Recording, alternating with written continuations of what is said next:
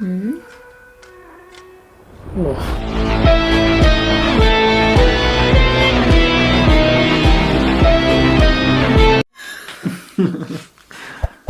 अबे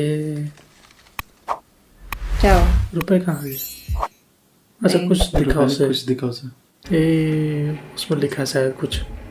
സുഖു സൈന്യം വിളിക്കും വേഗം अंदर भी तो लिखा था कुछ। कुछ बारीक अच्छा स्टैम्प वहाँ का। ओह स्टैम्प। ഇത് കണ്ടോ, ശ്രീദേവിയുടെ കൂട്ടുകാരി ലേഖ ശ്രീദേവിക്ക് ഈ കത്ത് പോസ്റ്റ് ചെയ്തേക്കുന്നത് ഇതാ കണ്ടോ. हरियाणा, हरियाणा जाना, हरियाणा में रहता था मतलब वो। ഫ്രം അഡ്രസ് മാറ്റാലോ, ആ കൺഫ്യൂഷൻ നമുക്ക് ഇപ്പൊ തന്നെ മാറ്റാലോ. വാ कैसे? अब पोस्ट ऑफिस में जाएंगे ना सर। वो कैसे देख रहा? इसको पता होगा ना? पूछेंगे। ഇല്ല സർ, ഇത് ഞാൻ അയച്ച കത്തല്ല. പിന്നെ ഈ ഹാൻഡ് റൈറ്റിംഗ് अच्छा इसका है ही नहीं वो। ഇല്ല സർ, അതെനിക്കറിയില്ല. तो उसके लवर ने लिखा होगा जरूर। ശരി.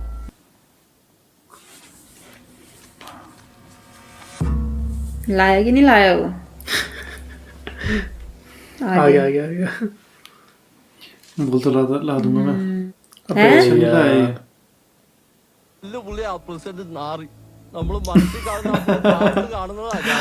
पहले क्या समझ रहा था खुद को। फाइल ले गया था। നിങ്ങൾ എന്നോട് ക്ഷമിക്കണം.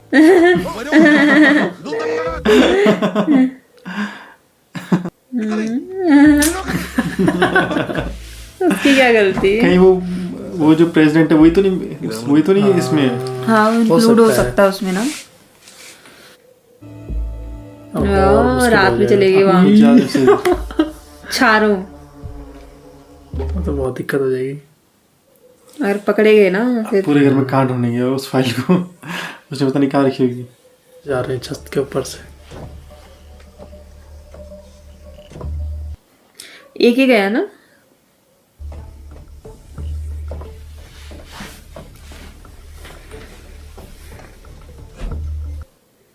इनके छत में रास्ता होता ना नीचे जाने के लिए। हाँ, ऊपर वो पिछी हुई है ना हाँ। टाइल्स। उस घर में कोई है नहीं क्या? वही होगा और सो कहाँ रखा होगा? होगा वो।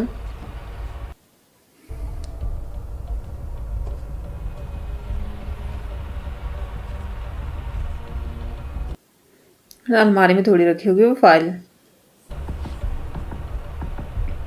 इतनी सारी फाइल है वहां तो।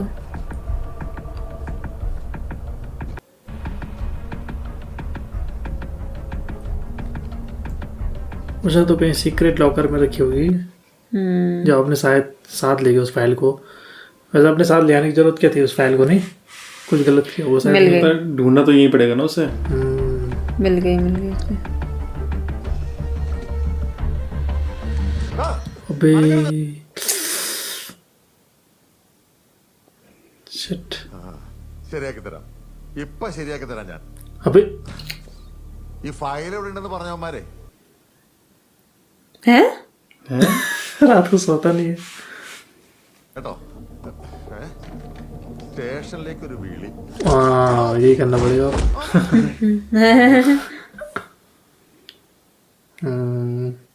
രൂപ വൈദികനെ ട്രെയിനിന് മുന്നിലറിഞ്ഞു കൊന്ന നാരാധമന്മാരെ हाँ उस दिन यही कर रहा था ना। പുറത്തും മിണ്ടിയ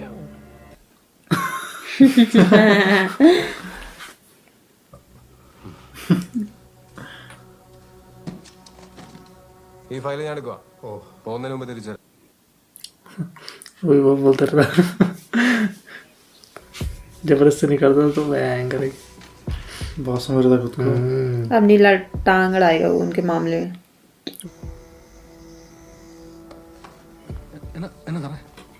ഇത് കണ്ടോ, ക്രമ നമ്പർ 13, കുമരകത്ത് ഭർതൃഗൃഹത്തിൽ താമസം.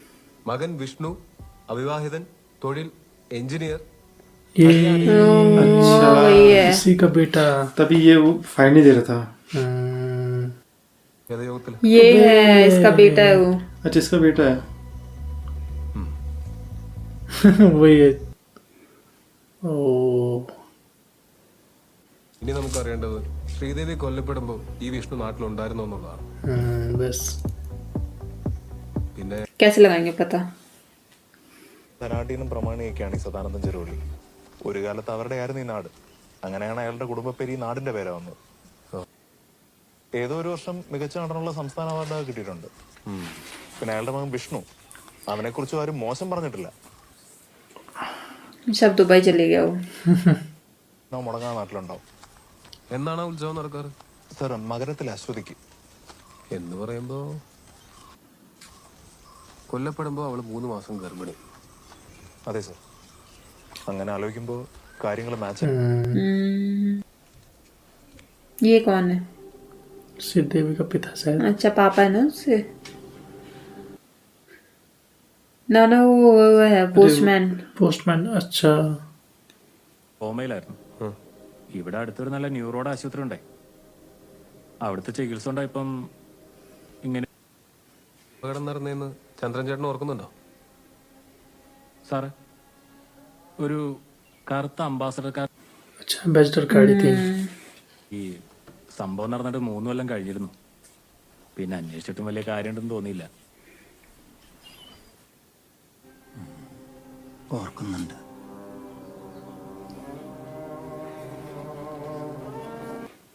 इतना थोड़ी पता.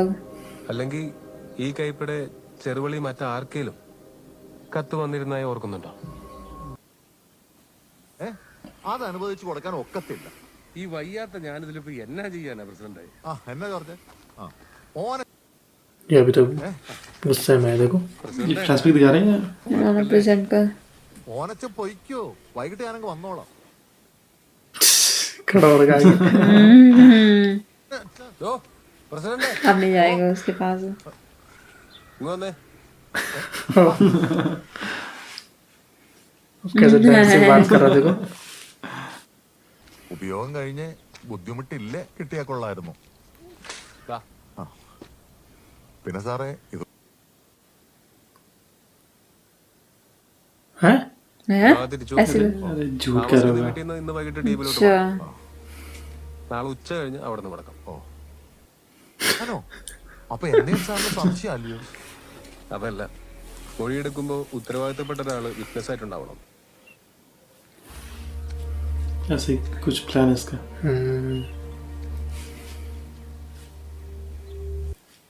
എന്നിട്ട് ഇനി ആ രേവന്മാരുടെ അടുത്ത് നിന്ന് അലമ്പുണ്ടാക്കാൻ നിൽക്കരുത്. നല്ല ഇടി കിട്ടും. ഇല്ല സാറേ, फालतू पकड़ा गया है. ഞാൻ കൂടിയൊക്കെ എന്നെ നിർത്തി. സ്വന്തം उसका पति है ये. ई ब्लैक एम्बेसडर. ये ब्लैक. उसी की तो है ये. जो वहाँ का प्रेसिडेंट है. ना ना ना इसकी है उसकी ये. जो आर्टिस्ट है. हाँ. നമസ്കാരം ആശാൻ. എന്തോ നമസ്കാരം. താനൊക്കെ ഇവിടെ ഉണ്ടായിട്ട് എന്നാ കോപ്പടി നടക്കുന്നേ? ഞാനെന്ത് വെച്ചിട്ടുള്ളത് ഉമ്മാരെ എന്നെയും ഇങ്ങോട്ട് വിളിച്ചു. അല്ല ആശാനെ, ഇന്നത്തോണ്ട് തീരൂല ശല്യം. ഇന്നും കൂടെ ആശാനോട് ക്ഷമിക്കും. किसी ने करवाया वो सब. ചെയ്യാനാ ഇതിപ്പം ഇവരിന്ന് പോവാന്ന് പറഞ്ഞുകൊണ്ട് ഞാനിങ്ങോട്ടൊന്ന് കേറിയെന്നല്ലേ ഉള്ളൂ. ആശാൻ ഒന്ന് പെട്ടെന്ന് തീർത്തിടാം. അത് കാണാനൊന്നും പറ്റിയല്ല. രവീന്ദ്രൻ ചേട്ടാ, അടുത്ത ആശാനെങ്ങ് വിളിച്ചോ.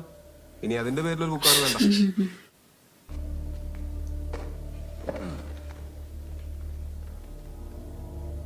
സേന दरवाजा बंद क्यों कर रहे? अब सुनाई होगी शायद इसकी. കേസ് അന്വേഷണമൊക്കെ അവസാനിപ്പിച്ച് ഞങ്ങൾ ഇന്നങ്ങ് തിരിച്ചു പോവാം. वो तो चाहता ही है जाए. കൊല ചെയ്തവനെ പറ്റി ഞങ്ങൾക്ക് ചിലതെല്ലാം അറിയാം ആശാനെ. എന്തറിയാന്ന്? ചെറുപ്പക്കാരനായിരുന്നില്ല. अच्छा, इसी को कह रहा शायद. इसी ने क्या होगा?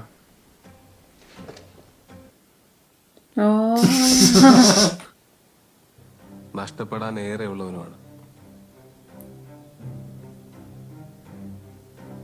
അയാൾ.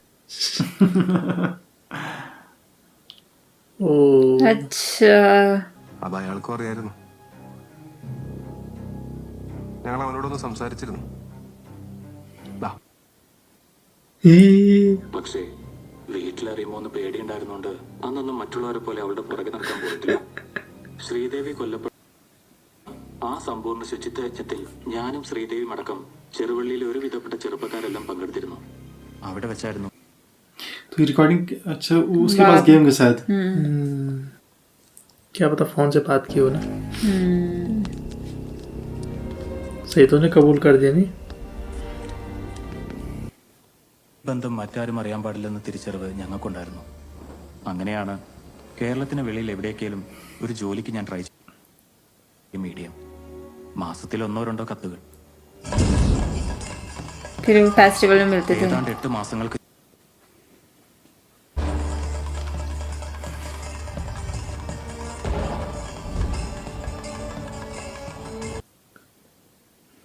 എനിക്കും ടെൻഷനായി. ആലോചിച്ചിട്ട് എന്ത് ചെയ്യണമെന്ന് ഒരു പിടിയും കിട്ടിയില്ല.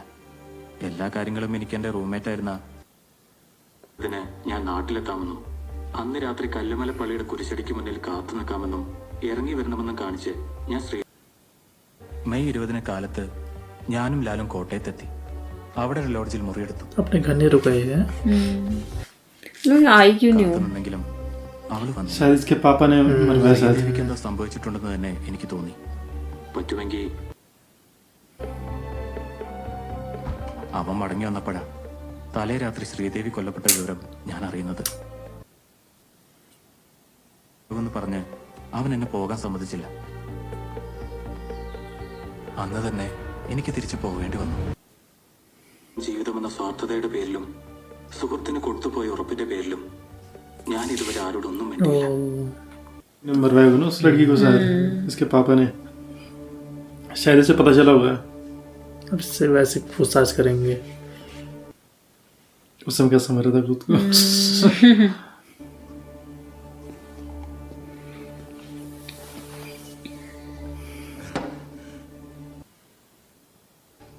ഉള്ളതാ.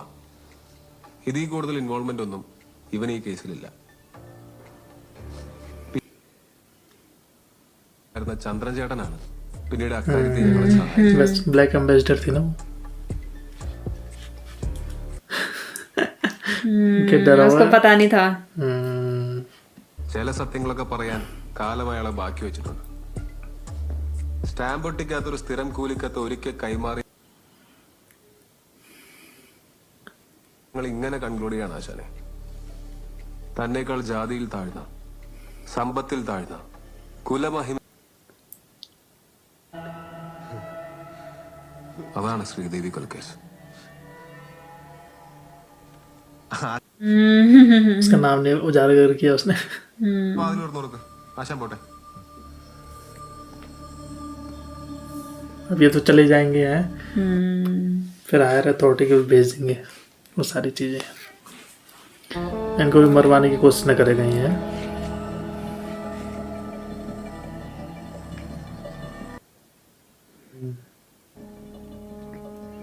പ്രതി ആരാണെന്ന് ഉറപ്പായ സ്ഥിതിക്ക് നമുക്കിത് മുകളിലോട്ട് റിപ്പോർട്ട് ചെയ്യാം. ബാക്കി അവർ തീരുമാനിക്കട്ടെ. എന്ന് കേട്ടപ്പോൾ ഞാൻ കുറച്ച് കൺഫ്യൂസ്ഡ് ആയി. ഇപ്പോഴാണ് കാര്യങ്ങൾ ക്ലിയർ ആയത്. ബാക്കി പറയേണ്ടത് അയാളാ. സോ कर दिया अरेस्ट. अभी नहीं किया. अभी नहीं गया. हमला हो सकता है उनकी गाड़ी पे. वो लोग कहाँ आने भाग लगे रहे? पीछे पीछे भाग रहे हैं लोग. और पावर बुला देते ना वो. अरे अबे। वही होगा पक्का. उसने तो नहीं लगा दी फांसी. वही होगा पक्का. उसका नाम खराब होता ना फिर.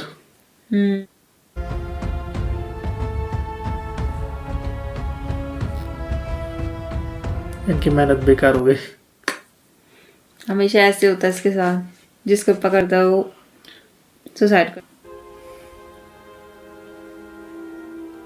वही होगा वो पक्का.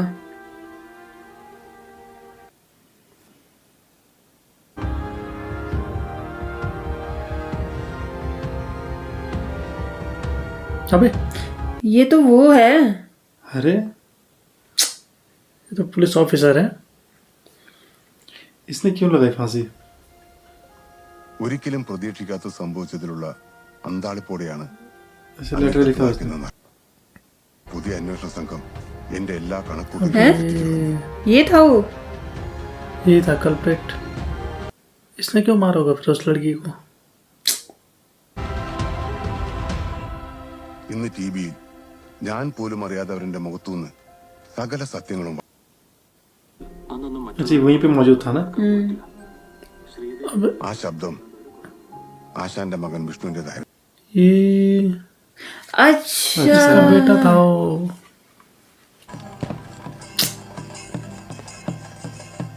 ഇതാരാ സാറേ സാറിന്റെ മോന് സ്ഥിരമായിട്ട് കൂലിക്കത്തയക്കുന്നത്? ആയിരുന്നില്ല. എന്റെ മോൾ അയക്കുന്നതെന്നും സ്റ്റാമ്പ് പൊട്ടിച്ച് നാളത്തെ പോസ്റ്റ് വിട്ടേക്കാമെന്നും പറഞ്ഞ് തന്ത്രപൂർവ്വം ഞാൻ ആ കത്ത് എനിക്കൊരിക്കലും ഉൾക്കൊള്ളാനാവുമായിരുന്നില്ല. പക്ഷേ ഇക്കാര്യത്തിലുള്ള എന്റെ മകന്റെ നിലപാട് കൂടി എനിക്കറിയണമായിരുന്നു.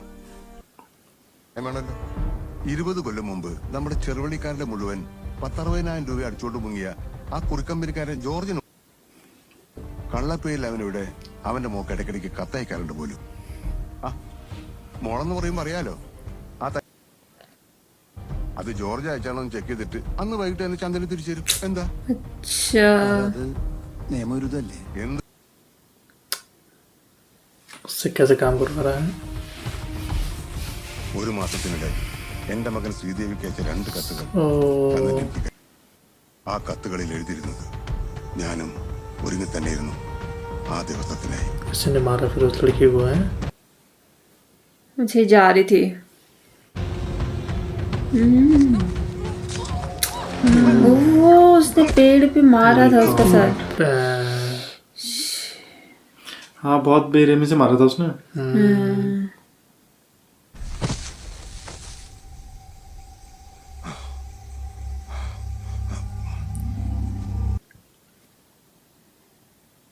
നിയമപാലകനായി നടന്നതാ ഞാൻ.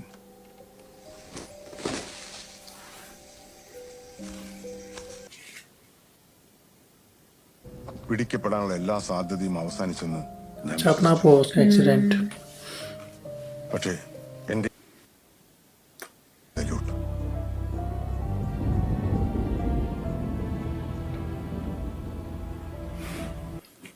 ചന്ദ്രനെ പറ്റി ഞങ്ങൾ അറിയുന്നതും അയാളെ ട്രേസ് ചെയ്യുന്നു. അതുപോലെ തന്നെ പഞ്ചായത്ത് പ്രസിഡന്റിന്റെ വീട്ടിൽ കയറിയപ്പോ ഞങ്ങളുടെ വരവ് എങ്ങനെ अच्छा ये पूछा था। ഈ നാട്ടിലുണ്ടാവുന്നു. ये देखो तब चला से बताइए ये नहीं समझ मिला मैं। പഞ്ചായത്തിന്റെ ഫയലിൽ വിഷ്ണു ഞാൻ ആകെ കൺഫ്യൂസ്ഡ് ആയി. നായരുടെ മകൻ സുദീപ് ഡൽഹിയിൽ ഒരു സ്വകാര്യ കമ്പനിയിൽ ജോലി ചെയ്യുന്നു എന്നാണ് ആ ഫയലിൽ കൊടുത്തിരുന്നത്. കാരണമാണ് അതുകൊണ്ട് തന്നെ രവീന്ദ്രൻ നായരെയും സുദീപിനെയും കൂടെ പാരലലി അന്വേഷണ പരിധിയിൽ കൊണ്ടുവരണമെന്ന് എനിക്ക് തോന്നി. ओ വിഷ്ണുവിന്റെ ഹാൻഡ് റൈറ്റിംഗ് പരിശോധിക്കാൻ ആശാൻ എന്നെ അനുവദിച്ചു. ആ പരിശോധനയിൽ എൻവലപ്പിലെ ഹാൻഡ് റൈറ്റിംഗും വിഷ്ണുവിന്റെ ചെയ്യുമെന്ന് അറിയാൻ പിറ്റേന്നത്തെ മോർണിംഗ് ഫ്ലൈറ്റിൽ അതിന്റെ സെറോക്സ് കോപ്പി ഒരു യാത്രക്കാരന്റെ കൈവശം ഞാൻ വിഷ്ണുവിന് കൊടുത്തു. കേട്ടതോടെ ശ്രീദേവിയുടെ കൊലപാതകത്തെ കുറിച്ച് എന്റെ മുന്നിൽ ഏതാണ്ടൊരു ചിത്രം തെളിഞ്ഞു. എങ്കിലും വിഷ്ണുവിന്റെ മറുപടി വരുന്നവരെ രവീന്ദ്രൻ നായരുടെ മകൻ സുദീപിന്റെ ആണെന്ന് വിഷ്ണു എന്നോട് പറഞ്ഞു. ചെറുപ്പം മുതലേ ഒരുമിച്ച് പഠിച്ചവരും അടുത്ത സുഹൃത്തുക്കളൊക്കെ ആയിരുന്നു. विष्णु और सुदीप करे दोस्त। ഈ ഓഫീസിൽ ജോലി തരപ്പെടുത്തി കൊടുത്തു. ചെറുവള്ളിക്കാവിലെ ഉത്സവത്തിന് നാട്ടിലേക്ക് എത്തിയതും രണ്ടുപേരും ഒരുമിച്ചായിരുന്നു. ഇതോ എൻവലപ്പ് കിട്ടിയതും വിഷ്ണു സുദീപിനെ വിളിച്ച് ഈ കാര്യങ്ങളെല്ലാം ചോദിച്ചു. അവൻ ഇതൊന്നും നിഷേധിച്ചില്ലെന്ന് മാത്രമല്ല അതോടെ രവീന്ദ്രൻ നായർ മാത്രമായി ഞങ്ങളുടെ മുന്നിലുള്ള ടാർഗറ്റ്. എല്ലാം ഒരു ഊഹം മാത്രം. പക്ഷേ 30 വർഷത്തിലേറെ സർവീസുള്ള ഒരു കൊലപാതകം ചെയ്തിട്ട് 6 വർഷമായിട്ടും ആർക്കും ഒരു സംശയം കൊടുക്കാതിരുന്ന ഞങ്ങൾ തീരുമാനിച്ചു. യഥാർത്ഥ സസ്പെക്ടിനെ കുറിച്ച് നമ്മൾ അറിഞ്ഞു. അയാളുടെ സാന്നിധ്യത്തിൽ ഒരു ഡമ്മി ഏറെ പണിപ്പെട്ടു ആശാനെ കൊണ്ട് അത് സമ്മതിപ്പിച്ചെടുക്കാൻ.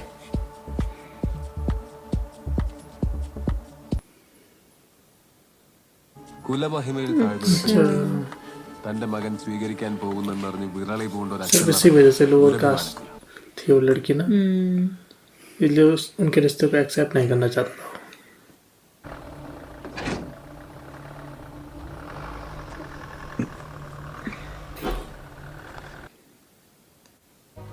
Anyways once again You guys done your job brilliantly.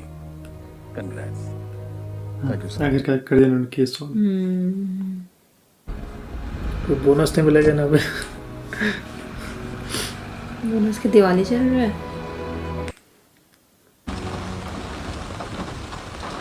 കുറ്റവാളിയെ നിയമത്തിന് മുന്നിൽ എത്തിക്കാനാവാതെ അവരിത്തവണയും പാതി വഴിയിൽ है अरे क्योंकि उसने फांसी लगा दी ना। വന്നു ചേരുമെന്ന പ്രതീക്ഷയിലാണ് ആനന്ദും സംഘവും. നമുക്കും अगर कोर्ट में लेके जाते फिर उसे तब वहां पे होता ना प्रूव किसने किया। पहले केस में वैसे ही हुआ वो पहले ही मर गया था, इसमें उसने सुसाइड कर लिया।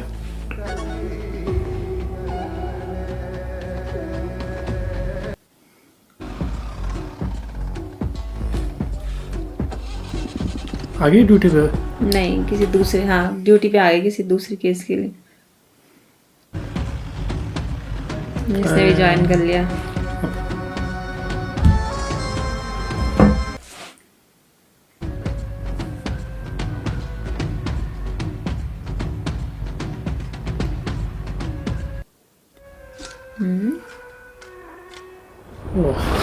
तो यहाँ पर ये फिल्म खत्म होती है। अन्वेषिपिन कंदिथम, और तो एक बहुत अच्छी फिल्म थी और मज़ा आया इस फिल्म को देख के।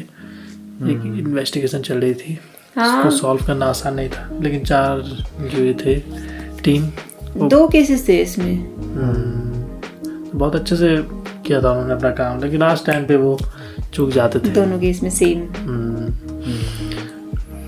पर जिस तरह से इसमें दिखा रहे थे दोनों केस, तो मतलब बिल्कुल ऐसा लग रहा था कि सही में जैसे कोई इस तरह की घटना हो रही थी और ये पुलिस वाले हैं और ये एक्चुअल में उसकी इन्वेस्टिगेशन कर रहे हैं। तो सब बिल्कुल वैसा दिखा रहा था ना, नेचुरल, कुछ आर्टिफिशियल नहीं लग रहा था ना। बिल्कुल ऐसा लग रहा था जैसे असल में सब कुछ हो रहा है। ज़्यादा ऐसा कुछ नहीं था, मतलब कि जैसे जो वैसी कहानियाँ होती, मतलब उनमें कुछ ज़्यादा ही दिखाया जाता है ना, ड्रामेटिक टाइप ना। हाँ, वैसा नहीं था कुछ, इसमें बिल्कुल सब कुछ नेचुरल था। हाँ, और केस की जो इन्वेस्टिगेशन थी वो बहुत इंटरेस्टिंग थी। जैसे जो पहला केस था वो भी बहुत इंटरेस्टिंग था, और उसे भी मतलब किस तरह से उन्होंने अच्छे ढंग से सॉल्व किया था। और पर ये कि वो उस लड़के ने सुसाइड कर लिया था, तो तब उस वजह से मतलब वो केस सॉल्व नहीं हो पाया एक तरह से, भले वो सॉल्व हो गया था, लेकिन वो तुरंत सॉल्व हो जाता अगर वहाँ क्या बोलते हैं चर्च में जाने की अनुमति मिल जाती है अगर ना। हाँ, लेकिन सॉल्व तो उसने हो जाना था। पर ये कि उसके जो हायर ऑफिसर थे वो तैयार नहीं थे उसके लिए। वो रिलीजियस था ना, कुछ जाने नहीं देते गांव के लोग, या जो पुलिस वाले भी थे वहाँ डरे हुए थे, तो उस वजह से। पर ये कि जिस तरह से उसने वो केस सॉल्व किया था, और फिर एक मिस्टेक हो गई थी ना उससे, तो लास्ट कि में वो तो उसे सही से कोर्ट में नहीं, तो लास्ट में तो कोर्ट ने उसी को बोला कि उसकी लापरवाही की वजह से हुआ वो। हाँ, तो वो तो बोलेंगे ना। हाँ। अभी कोर्ट के सामने तभी तो वो चीज प्रूव होगी जब वो जिंदा होगा। वो पहले मर गया था तो केस फिर सॉल्व ना हुआ, तो इस वजह से उन्हें फिर सस्पेंड भी होना पड़ा। लेकिन सेकंड जो केस था वो ज्यादा टफ था। हाँ, सेकंड वाला क्योंकि ज्यादा वो टफ था। एक तो काफी टाइम पीरियड उसको हो गया था, तो वैसे केस को सॉल्व करना थोड़ा टफ हो जाता है। और उस जगह पे भी नहीं रहते थे वो, उनके लिए नई जगह थी ना एक तरह से। 5-6 साल बहुत लंबा टाइम हो जाता है उसमें, तो लोग सारी चीजें भूल जाते हैं। सामान जो मतलब प्रूफ वगैरह होता है वो कर देते हैं वो, और वो केस सॉल्व नहीं हो पाया उसी की वजह से।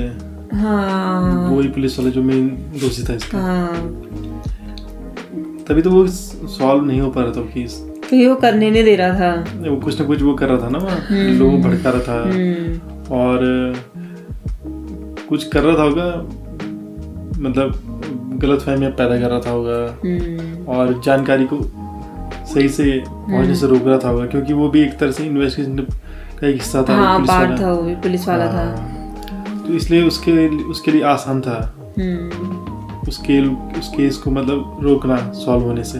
गांव के प्रेसिडेंट, और वही करता रहा वो 6 साल से। गांव के प्रेसिडेंट को भी उसने यही बोला होगा कि कोई भी आएगा तो फाइल मत देना यहाँ की ना। वो तो अच्छा हुआ उसने उससे पूछ लिया ना, अब तब उसने उसे बताया है कि उसने बोला ऐसा, हाँ और तब उसका शक जो था वो लेकिन में लेकिन बदल बदल गया कि हाँ इस यही कुछ कर रहा है गड़बड़। लेकिन जित साफ तरीके से एकदम बहुत अच्छे तरीके से उन्होंने इन्वेस्टिगेशन की नहीं है, खासकर टॉबिनो थॉमस ने ना।